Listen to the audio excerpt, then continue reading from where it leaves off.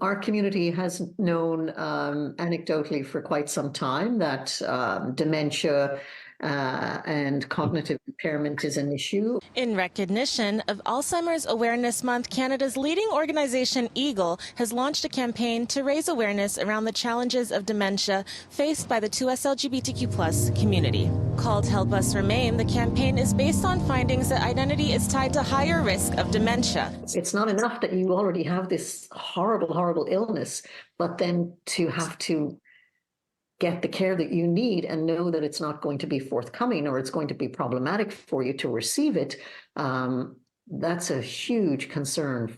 A new report from the Alzheimer's Society of Canada also suggests that by 2050, the number of those living with neurocognitive disorders in the country could jump by 187%.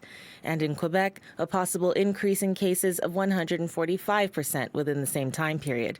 Egale's executive director says for some generations, the risk of Alzheimer's is compounded by all the other hardships they have faced. In every decade of their lives, they have experienced oppression and discrimination.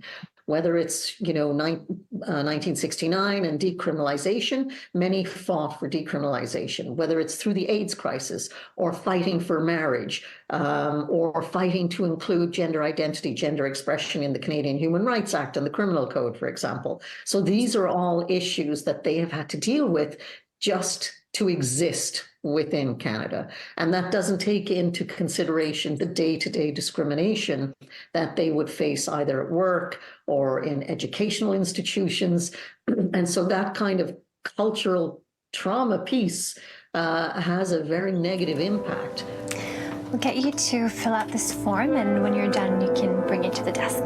Alongside the campaign, a film highlighting the harsh reality of seeking care for some. Within our communities, chosen family is a very big part of how we exist. Many of our community members are estranged from their families, and so they rely on community and friends. I think it's incumbent upon the broader public to be very aware of how to address folk who are members of the 2S LGBTI community, make sure that they're safe in these environments and they're getting the respect that they need in order to age in dignity. In Montreal, Anastasia Dextrene, City News.